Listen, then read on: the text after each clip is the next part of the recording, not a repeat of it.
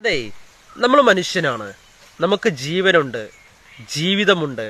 എന്നാൽ ഈ ജീവനുള്ള ജീവിതത്തിൽ പലപ്പോഴൊക്കെ അടക്കിപ്പിടിക്കാനാവാത്ത വേദനകൾ നമുക്ക് ലഭിക്കാറുണ്ട്. അടക്കിപ്പിടിക്കാനാവാത്ത വേദനകൾ നമ്മൾ ലഭിക്കുമ്പോൾ ആരോടെങ്കിലും ഒന്ന് ഉള്ളു തുറന്ന് സംസാരിച്ചാൽ മതിയായിരുന്നു എന്ന് പലപ്പോഴും നമ്മൾ ചിന്തിക്കാറുണ്ട്. എന്നാൽ പലപ്പോഴും ചില ആളുകൾ അവരുടെ വേദനകൾ ചില ആളുകളോട് ഷെയർ ചെയ്യും.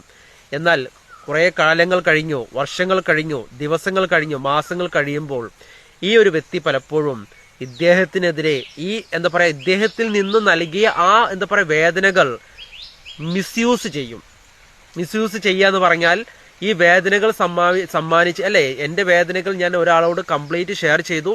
പക്ഷെ ഒരു ദിവസം അദ്ദേഹത്തിന് എന്തെങ്കിലും എന്നോട് ചോദിച്ചു കഴിഞ്ഞാൽ എന്നിൽ നിന്ന് അത് എടുത്തു കൊടുക്കാൻ സാധിച്ചില്ലെങ്കിൽ ഒരു പക്ഷേ എന്നെ അവഗണിക്കും, എൻ്റെ കുറവുകളെ എടുത്തു കാണിക്കും, എന്നിട്ട് എന്നെ വീണ്ടും വേദനിപ്പിക്കും. ചിലരങ്ങനെയാണ്. അതുകൊണ്ട് നിങ്ങൾ ഉള്ളിലുള്ള സങ്കടം നിങ്ങൾ ആരോടും തുറന്നു പറയരുത്. തുറന്നു പറയാൻ നിങ്ങൾക്ക് സാധിക്കുന്നുവെങ്കിൽ അത്രയ്ക്കും നിങ്ങൾക്ക് വിശ്വാസമാകണം. നിങ്ങൾക്ക് നിങ്ങളെ എത്രത്തോളം വിശ്വാസമുണ്ട് അതിലുപരി നിങ്ങൾക്ക് മറ്റൊരാളെ വിശ്വാസമുണ്ടെങ്കിൽ മാത്രമേ നിങ്ങൾ ഷെയർ ചെയ്യാവൂ കേട്ടോ. അല്ലെങ്കിൽ നിങ്ങളൊരു കാര്യം ചെയ്യാം, ഒരു ബീച്ചിലൊക്കെ പോവുക, നമ്മുടെ അടുത്തൊക്കെ ബീച്ചുണ്ടാവും, കടലുണ്ടാവും. കടലിൻ്റെ അടുത്ത് പോയി തനിയെ നിന്ന് നിങ്ങളുടെ സങ്കടങ്ങൾ ഉള്ളു തുറന്ന് കടലിനോട് സംസാരിക്കുക. കടലിനോട് സംസാരിച്ചോളൂ, നിങ്ങൾ ഒരിക്കലും ചതിക്കില്ല. മനസ്സിലായോ? നിങ്ങളെ വേദനകൾ ഒരു പരിധിവരെ നിങ്ങൾക്ക് കുറയ്ക്കുവാനും സാധിക്കും.